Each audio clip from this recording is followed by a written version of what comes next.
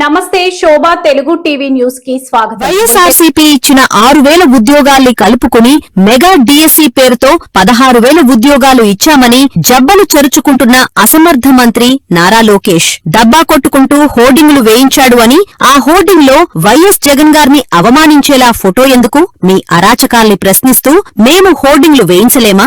కేసులకి భయపడం, మేము హోర్డింగ్లు వేయిస్తాం అని మండిపడ్డారు వైసీపీ తాటిపర్తి చంద్రశేఖర్. డిఎస్సి పేరుకి మెగా, మొత్తం దగా.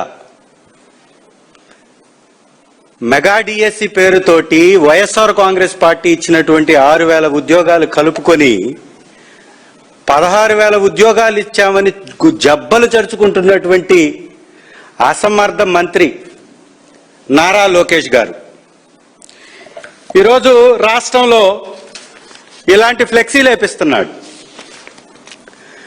16,000 ఉద్యోగాలు వేశానని చంకలు గుద్దుకుంటున్నటువంటి నారా లోకేష్ గారు హోర్డింగుల మీద ప్రజా సొమ్ముతోటి ఇలాంటి హోర్డింగులు పెడితే 2,70,000 పైచిలకు ఉద్యోగాలు ఇచ్చినటువంటి శ్రీ జగన్మోహన్ రెడ్డి గారు ఏం చేయాలి? 50,000 ఉద్యోగాలు ఆర్టీసీలో, 1,65,000 ఉద్యోగాలు పైచిలకు సచివాలయ వ్యవస్థలో, విద్యాశాఖలో, వైద్య శాఖలో, పోలీస్ శాఖలో అనేక ఉద్యోగాలు ఇచ్చినా ఎక్కడ ఈ విధంగా డబ్బా కొట్టుకోవాలి? ఈ డబ్బా రాయిళ్ళకే ఈ డబ్బా సరిపోయింది. తండ్రి కొడుకులు ఇద్దరు భలే దొరికారు. చేసేదంతా దోపిడీ, చెప్పేదంతా బోగస్.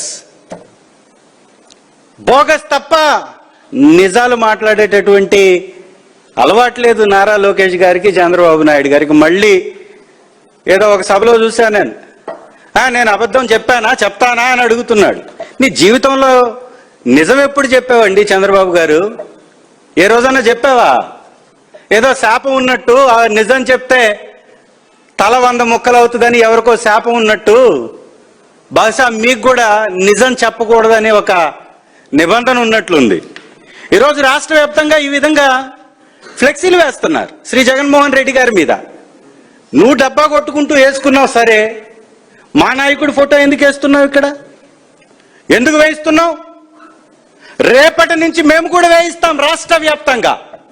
నీ కేసులకు భయపడం, నీ ఉడతూపులకు భయపడం, నువ్వు చేసేటటువంటి దుర్మార్గపు రెడ్ బుక్ అనేటటువంటి బ్లడ్ బుక్కు భయపడం, నువ్వు పారిస్తున్నటువంటి రక్తపు టేరులు ఈ రాష్ట్రంలో, ఆడబిడ్డల మానభంగాలు, మహిళలపై అగాత్యాలు, కుప్పంలోనే చెట్టుకు కట్టేసి మహిళలు కొట్టారంటే రక్షణ ఉందా? రాజమండ్రిలో ఒక మహిళ మీద, ఒక విద్యార్థి మీద, ఒక మెడికో మీద ఒక వ్యక్తి కారుని తల మీద పోనిచ్చి చంపివేస్తే అమ్మాయి చనిపోయిన దాకా ఆ కుటుంబాన్ని పరామర్శించడానికి ఒక్కడు బోలా వైఎస్ఆర్ కాంగ్రెస్ పార్టీ తరఫు నుంచి శ్రీ జగన్మోహన్ రెడ్డి గారు వారు చెల్లించిపోయి ఆ కుటుంబాన్ని మనం ఆదుకోవాలి చంద్ర, మీరు వెళ్ళి రాండి హైదరాబాద్ అని మమ్మల్ని పంపించి వైద్యానికి సహాయం చేద్దాం, వారికి అండగా నిలబడదామని మమ్మల్ని పంపించారు. మేము వెళ్ళాం. ఒక్కరికి హోంమంత్రికి కానీ ఎవరికి కూడా చలనం లేనటువంటి మొద్దు ప్రభుత్వం ఈ పని చేస్తే నీ తప్పుల మీద, నువ్వు చేస్తున్నటువంటి అరాచకాల మీద, మీరు ఆడిస్తున్నటువంటి పేకాట క్లబ్బుల మీద, మీరు అమ్మిస్తున్నటువంటి నారావారి సారా షాపుల మీద, మీరు చేయిస్తున్నటువంటి మట్టి కుంభకోణాల మీద, ఇసుక కుంభకోణాల మీద నీ ఫోటోలు కూడా వేసి మేము కూడా వేస్తాం. ఈ విధంగా మా నాయకుడిని మీరు అవమానపరిస్తే అంతగా 10ంతలు అవమానపడతారు. తస్మాత్ జాగ్రత్త. ఇమీడియట్ ఇట్లాంటి పిరికి పంద చర్యల్ని మానుకోవాలి, లేకపోతే నేనే వేయిస్తా, నా నియోజకవర్గంలో వేయిస్తా. 16,000 ఉద్యోగాలు ఇచ్చి పనికి మాలినటువంటి పని చేసి 30,000 పైచిలకు కంప్లైంట్లు వచ్చాయి ఈ డిఎస్సి మీద. ఇంతకు మించి చేతగానితనం, అనర్హత, అసమర్థత ఉంటుందా నారా లోకేష్? ఏ విధంగా వైఫల్యం చెందింది అనేది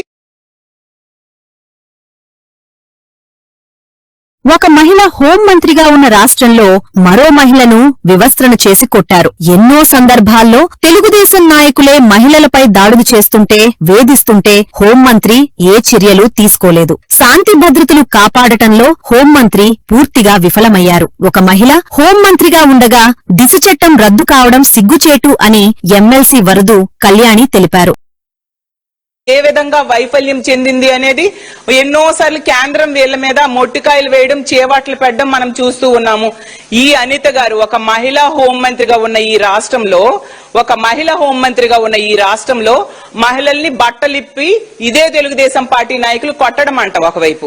ఇంకోవైపు ఏమో ఒక మహిళ వైద్య విద్యార్థిని అయిన ప్రియాంక అనే మహిళని అంటే మద్యం మత్తులో కారుతో ఆమె బండిని గుద్ది ఆమెను చంపేయడం అంట. ఆమె మెడ మీదుగా కారుని ఎక్కించేసి ఆమె చావుకి కారణం అవడమంట. ప్రభుత్వం నిమ్మకి నీరెత్తినట్టుగా చూస్తూ ఉంది. ఎన్నో సందర్భాల్లో తెలుగుదేశం పార్టీ నాయకులే మహిళల మీద దాడులు చేస్తూ ఉండే పరిస్థితి స్పష్టంగా చూస్తూ ఉన్నాము. అలాగే తెలుగుదేశం పార్టీ ఎమ్మెల్యేలే మహిళల్ని వేధించిన పరిస్థితి, మహిళల మీద అఘాయిత్యాలు చేసిన పరిస్థితి కూడా చాలా సందర్భాల్లో చూస్తూ ఉన్నాము. మరి ముఖ్యంగా వీళ్ళ మంత్రులతో సహా అందరూ కూడా మహిళల్ని వేధిస్తూ ఉండే పరిస్థితి. తెలుగుదేశం పార్టీ ఎంపీఏ డ్రగ్స్ సేవించి పట్టుబడిన విషయం కూడా మనం చూసాం. అంత దారుణంగా శాంతి భద్రతల హోంమంత్రి అయ్యుండి పోలీస్ వ్యవస్థని ఎంత నిర్వీర్యం చేసేశారు, ఆ శాఖ నిర్వహణలో ఎంత వైఫల్యం చెందారు అంటే మొన్ననే చూసాం. బిఎన్ఎస్ చట్టాల అమలులో, బిఎన్ఎస్ఎస్ చట్టాల అమలులో మన రాష్ట్రం దేశం మొత్తం మీద తీసుకుంటే కేంద్ర హోంశాఖ నివేదికలో రాష్ట్రాలు అలాగే కేంద్ర పాలిత ప్రాంతాలు కలిపి 36 ఉంటే 36వ స్థానానికి మన రాష్ట్రం దిగజారిపోయింది. అంటే అది మీ సమర్థత, అది మీ ధైర్యం, మీ దమ్ము. అంత చేతకాని హోంమంత్రి అయిన మీరు మా జగనన్న గురించి మాట్లాడతారా? నేను అడుగా అన్ని వర్గాల ప్రజల్ని ఎన్నో హామీలు ఇస్తామని చెప్పి ఎన్నికల్లో వీళ్ళ అధికారంలోకి వచ్చి ఈ రోజు ఏ ఒక్కటి అమలు చేయకుండా నిట్ట నిలువుగా మోసం చేసింది ఈ ప్రభుత్వం. జగనన్న గనుక ప్రతిపక్ష నేత హోదా ఇస్తే వీటన్నిటి మీద నిలదీస్తారని భయపడి మీరు పారిపోతూ ఆ ప్రతిపక్ష నేత హోదా ఇవ్వని పరిస్థితి చూస్తూ ఉన్నాం. ఎప్పటికైనా మేము డిమాండ్ చేస్తూ ఉన్నాం, మీరు జగనన్నకి ప్రతిపక్ష నేత హోదా ఇవ్వండి. ముఖ్యమంత్రితో సమానంగా మాట్లాడే సమయం ఇస్తే అప్పుడు జగనన్న దమ్ము ధైర్యం ఏంటో మీకు తెలుస్తుంది. అనిత గారికి ఇంకోటి కూడా చెప్తూ ఉన్నాను, కౌన్సిల్ కి మేము వస్తాం కదా, మీరు కూడా కౌన్సిల్ కి వస్తారు కదా, ఈ సమస్యలన్నిటి మీద మేము ప్రశ్నించబోతూ ఉన్నాం.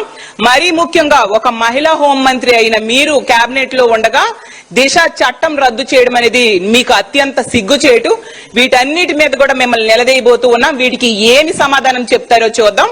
అలాగే జగనన్న దమ్ము కోసం మాట్లాడే అర్హత మీకు లేదని తెలియజేసుకుంటూ ఇప్పటికైనా మా పార్టీకి అసెంబ్లీలో ప్రధాన ప్రతిపక్ష హోదా ఇవ్వాలి, అలాగే ప్రతిపక్ష నేత హోదా జగనన్నకి ఇవ్వాలని కోరుకుంటూ. కుప్పం రాజకీయాల్లో ఒక్కసారిగా కలకలం. ఎమ్మెల్సీ భరత్ సార్కు క్షమాపణలు చెబుతూ రాజీనామా చేసిన కూటమి నేత. కుప్పంలో వైసీపీ ఎమ్మెల్సీ భరత్ తల్లిగారిని ఉద్దేశించి కూటమికి చెందిన నాయకుడు వసంత్ అత్యంత అవమానకరంగా మాట్లాడారనే ఆరోపణలు వెల్లువెత్తాయి. ఈ వ్యాఖ్యలు స్థానికంగా తీవ్ర దుమారాన్ని రేపాయి. వివాదం ముదరడంతో తన తప్పుడు తెలుసుకున్న వసంత్ భరత్ సార్ నన్ను క్షమించండి అని బహిరంగంగా క్షమాపణలు కోరారు. అందరికీ నమస్కారం. నేను బీజేపీ కార్యకర్తని, ఒక బీజేపీ యువ మోర్చా ప్రెసిడెంట్ ని కుప్పం మండలానికి. ఇప్పుడు 2 సంవత్సరాల కూటమి ప్రభుత్వం దీంట్లో ర్యాలీలో పాల్గొన్నాను. ఆ రోజు భరత్ గారి ఇంటి పైన వెళ్తున్నాను, భరత్ సార్ ఇంటి పైన. ఆ రోజు తప్పుగా ప్రపంచింది, రెచ్చగొట్టారు. తప్పుగా మాట్లాడింది జరిగింది. భరత్ గారి తల్లి అంటే అందరికీ తల్లి, తప్పుగా మాట్లాడేశాను. అమ్మ క్షమించగలవని కోరుకుంటున్నాను తల్లి గారిని. భరత్ సార్ గారు, మీరు మాలేసుకున్నారు, మాకు తెలీదు, క్షమించాలని మిమ్మల్ని కోరుకుంటున్నాను. అమ్మగారు క్షమిస్తారని నేను అనుకుంటున్నాను, క్షమించాలని కోరుకుంటున్నాను. ఇప్పటికీ నేను బీజేపీకి రాజీనామా చేస్తున్నాను. నాకు ఈ పార్టీల నుంచి ఈ రాజకీయం ఏమో నాకు నచ్చట్లేదు. దానివల్ల ఇప్పుడు బీజేపీ పార్టీకి కూడా నేను రాజీనామా చేస్తున్నాను.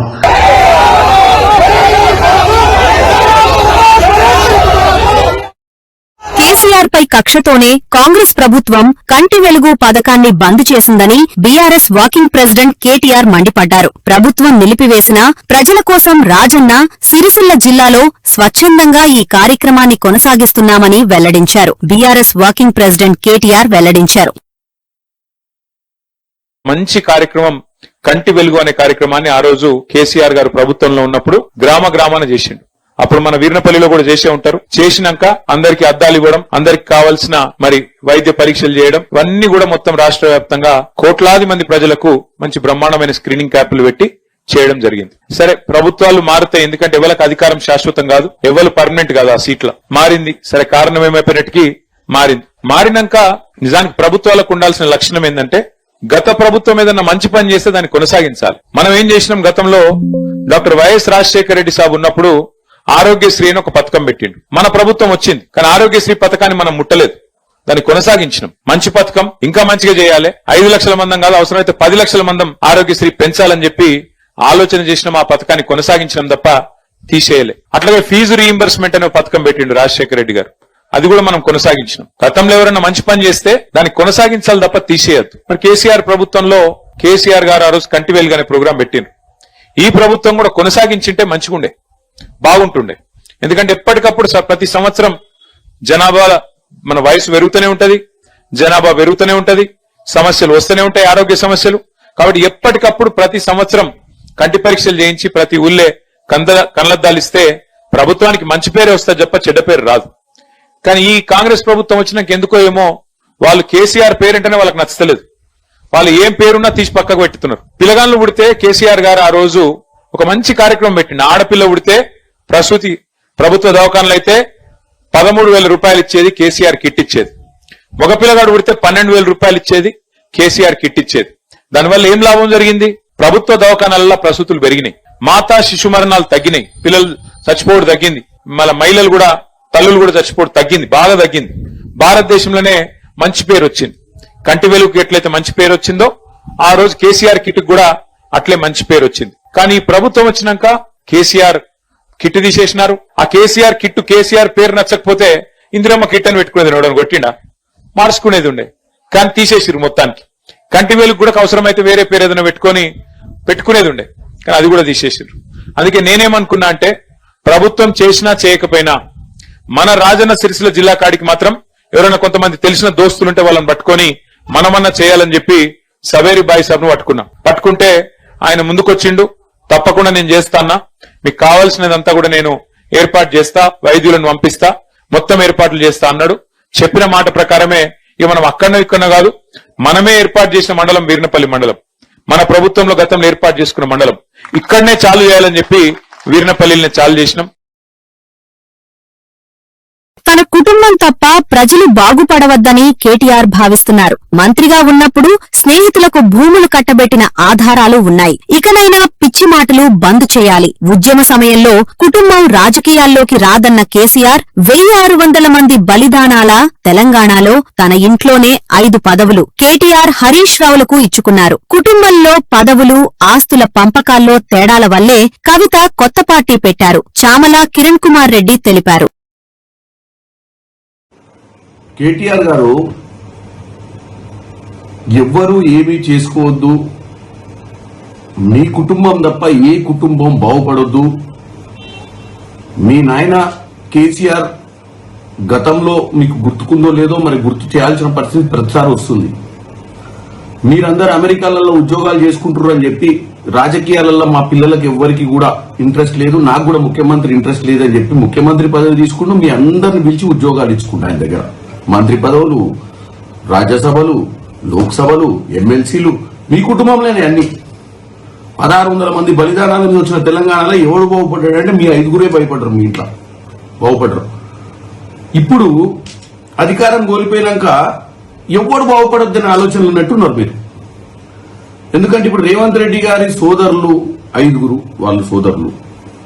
మరి వాళ్ళ ఇళ్లలో మీ ఇంట్లో లెక్క మరి ఆయన కూడా ఎందరిని ఎంపీలు, ఎమ్మెల్సీలు, మంత్రి పదవులు ఇచ్చుకోవచ్చు కదా.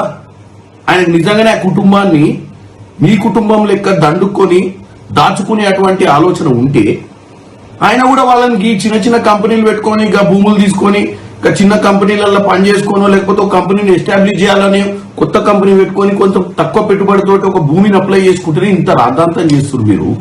అసలు మీకు ఏం సంబంధం అని ఉద్యమంతో వచ్చి మీరు రాష్ట్రాన్ని ఏలి దండుకుర్రు కేటీఆర్? మీ హయాంలో ఎన్నెన్ని భూములు కేటాయించారు, మీ హయాంలో ఏ రేట్లకు భూములు ఇచ్చారో నిన్న శ్రీధర్ బాబు గారు క్లియర్ గా చెప్పిండు కదా. తెలంగాణ ప్రజలు అర్థం చేసుకోవాలి. ఇప్పుడు మీరు కేవలం కేటీఆర్ కి రేవంత్ రెడ్డి మీద కోపము, రేవంత్ రెడ్డి కుటుంబంలో ఎవరు బాగుపడొద్దు, తెలంగాణ సమాజం కూడా వాళ్ళకు ఓట్లు అయినందుకు వాళ్ళు కూడా అనుభవించాలి, ఎవ్వరికి మంచి జరగొద్దన్న ఆలోచనే ఉంది కేటీఆర్ కి. ఒక్కసారి తెలంగాణ సమాజం ఆలోచించాలి. వీళ్ళు ఎవరు? వీళ్ళు అమెరికా నుంచి వచ్చి మంత్రి పదవులు తీసుకోనికే వీళ్ళ బావ హరీష్ రావు అసలు ఎమ్మెల్యేనే కాకుండా అప్పుడు కాంగ్రెస్ అలయన్స్ లా మరి అల్లునికే మంత్రి పదవి ఎందుకు ఇప్పించుకుంటూ మరి కార్యకర్తలకు ఇచ్చుకోవచ్చు కదా. మీరేమో సెల్ఫ్ ఇష్యూ, మీరేమో దండుకోవాలి, దాచుకోవాలి, వేరే వాళ్ళు బతకడానికి కూడా వీలు కావద్దు. ఎందుకంటే అందరికీ కేటాయించినట్టు ఆయనకు కేటాయించారు. అప్లికేషన్ పెట్టుకుంటే 32 మందో 34 మందో శ్రీధర్ బాబు గారు చెప్పారు.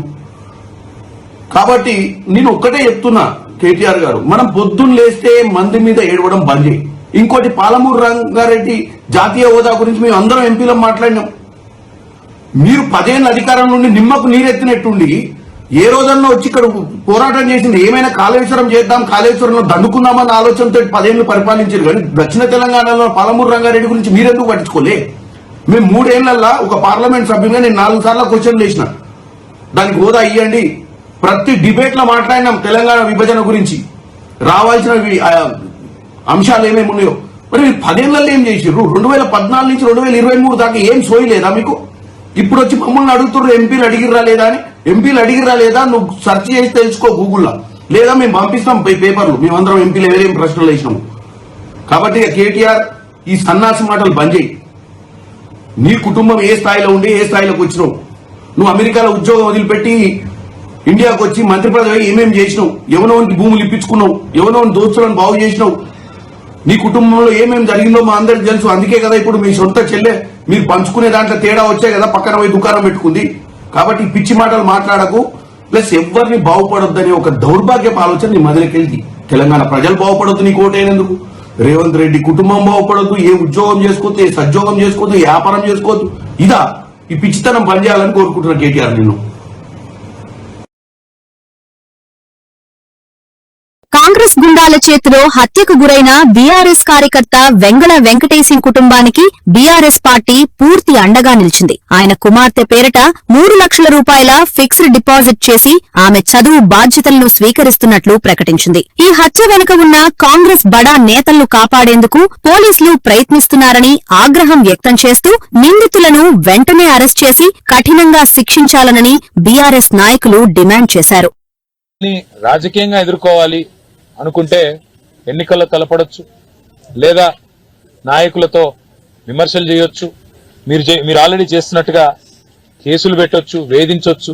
కానీ మధ్యలో సామాన్యులను సమిధలుగా చేసి, సామాన్యులను బలిపశువులు చేసి వాళ్ళ జీవితాలు ఆగం చేస్తే ఏమొస్తుంది అని చెప్పి నేను కాంగ్రెస్ పార్టీ నాయకులను అడుగుతా ఉన్నాను. చనిపోయింది వెంకటేశం గారు, చంపింది అరెస్టు చేసింది ఓ చిన్న నాయకులు, చోటామోటా కాంగ్రెస్ నాయకులను అరెస్ట్ చేసినారు. కానీ ఆ చోటామోటా కాంగ్రెస్ నాయకులు కేవలం పాత్రదారులు మాత్రమే. అసలు సూత్రధారులు పెద్దవాళ్ళు వెనకాల ఉన్నారు, వాళ్ళు తప్పించుకున్నారు. కానీ మేము వదిలిపెట్టాం. ఆ తల్లి కూడా మమ్మల్ని అడిగింది ఒకటే, వెంకటేశం గారి భార్య, అన్నా న్యాయం జరిగేదాకా మాతో ఉండండి అన్నారు. అసలు కథ అంతా ఎక్కడ ప్రారంభమైందంటే ఈ ఇల్లు మరి కొంత ఇబ్బందికరమైన పరిస్థితిలో ఉంది. కొత్త ఇల్లు శాంక్షన్ కావాలని చెప్పి కాంగ్రెస్ నాయకుల దగ్గర పోతే దానికోసం 4 రోజులుగా తిప్పించుకొని ఇవాళ ఈ పరిస్థితి తెచ్చినారు. అందుకే నేను ఇప్పుడే కలెక్టర్ గారికి మాట్లాడి చెప్పాను, ఒకవేళ మీరు ఇస్తారా ఇవ్వండి, లేదా మేము మా పార్టీ తరఫున ఇల్లు కట్టిస్తాము, మీరు అడ్డం రాకండి అని చెప్పినాను. రెండవది ఒక 3 లక్షల రూపాయలు ఆ పాప మరి పెరిగిన తర్వాత, ఇప్పుడు 11 ఏళ్ళ పాపకి, మేజర్ అయిన తర్వాత 18 ఏళ్ల తర్వాత అది మెచ్యూర్ అయ్యేటట్టు ఒక 3 లక్షల రూపాయలు పాప పేరు మీద డిపాజిట్ కూడా చేశాం. దాంతో పాటు ఆ పాప చదువులకు ఆటంకం కలగకుండా, అమ్మాయి ఏ స్కూల్లో అయితే చదువుతుందో ప్రస్తుతం 5వ తరగతిలో ఉంది, ఆ స్కూల్ యొక్క కరెస్పాండెంట్ తో కూడా నేను మాట్లాడాను. 10th వరకు మొత్తం అన్ని రకాలుగా ఎలాంటి ఫీజు కానీ ఇంకోటి కానీ లేకుండా నేను పర్సనల్ గా బాధ్యత తీసుకుంటా అని చెప్పి, నా పాప తర్వాత ఏం చదువుకుంటా అన్న కూడా నేను చదివిస్తా అని చెప్పి కూడా ఆ తల్లికి మాట ఇచ్చింది. అట్లాగే కొంత ఆర్థిక సాయం కూడా వారికి తక్షణ ఆర్థిక సాయం కింద కూడా కొంత పార్టీ తరఫున చేయడం జరిగింది. కానీ బాధ అనిపిస్తా ఉంది, ఇవాళ రాష్ట్రంలో ఎన్నడూ ఇలాంటి చిల్లర రాజకీయం, ఇంత చిచోర రాజకీయం మేము ఎన్నడూ చూడలేదు.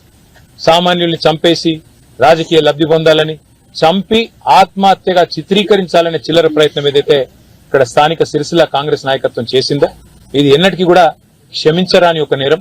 ఎన్నడూ కూడా ఏ సభ్య సమాజంలో ఎవరు కూడా అసహించుకునే ఒక దుర్మార్గమైన పరిస్థితి. నేను అందుకే పోలీస్ అధికారులు కోరుతా ఉన్నా, న్యాయం చేయండి దయచేసి. ఇందులో రాజకీయాలు అవసరం లేదు. దీని వెనుక ఎంత పెద్దవారున్నా వారిని బయటికి తీసుకొని రండి, ఈ కుటుంబానికి న్యాయం చేయాలని చెప్పి నేను సిరిసిల్ల ఎమ్మెల్యేగా వారి ఫ్యామిలీకి మాటిచ్చిన ఒక సోదరుడుగా, ప్రజాప్రతినిధిగా డిమాండ్ చేస్తా ఉన్నా. వదిలిపెట్టం. ఆ కుటుంబానికి న్యాయం జరిగేదాకా కుటుంబం వెంబడి ఉంటాం. ఆ పాప మళ్ళీ పెద్దగా అయ్యేదాకా కూడా నేను స్వయంగా అండగా ఉంటా అని చెప్పి కూడా మాట ఇస్తూ, ఈ నేరం వెనుక, ఈ కుట్ర వెనుక, కుట్ర చేసిందెవరు, నేరం చేసిందెవరు, ఇవాళ కొంతమంది అందులో తప్పిస్తా ఉన్నారు. 5గురిని అరెస్ట్ చేసినట్టు చేసి 2 మాత్రం ఇవాళ రిమాండ్కు పంపించి మిగతా 3 స్టేషన్ బెయిల్ ఇచ్చి తప్పించారు. మరి ఇంత ఘోరమైన క్రైమ్ లో కూడా, ఒక మర్డర్ లో కూడా ఇవాళ ఈ రకంగా మరి అధికారులు వారిని కాపాడే ప్రయత్నం చేస్తా ఉన్నారంటే దీని వెనుక పెద్దవారి ఒత్తిళ్లు ఖచ్చితంగా ఉన్నాయి. అవి బయటికి రావాల్సిందే. వారికి న్యాయం జరిగేదాకా వదిలిపెట్టము, తప్పకుండా వెంబడబడతామని చెప్పి మళ్ళొకసారి తెలియజేస్తూ, మీడియా కూడా మరి నిన్న మొన్న ఈ విషయం వెలుగులోకి తీసుకురావడంలో చాలా సహకరించింది, వాస్తవాలు బయట పెట్టడంలో సహకరించింది. మీడియా మిత్రులకు కూడా వారికి ధన్యవాదాలు తెలియజేస్తూ, ఆ కుటుంబానికి మేమందరం కూడా సమిష్టిగా అండగా ఉంటామని మరొకసారి తెలియజేస్తాం.